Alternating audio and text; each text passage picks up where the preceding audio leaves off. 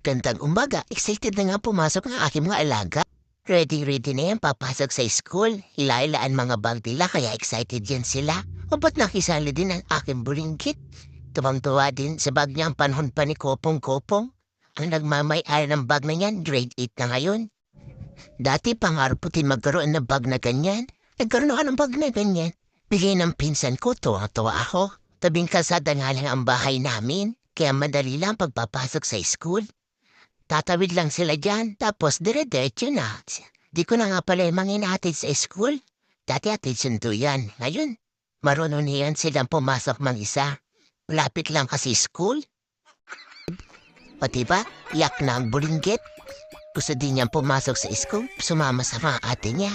Kawawa naman, hayaan mo, malapit ka na mag-aral din. Sa ngayon, enjoy muna sa paglalaro. Thanks for watching. Please like, share and follow Naaman.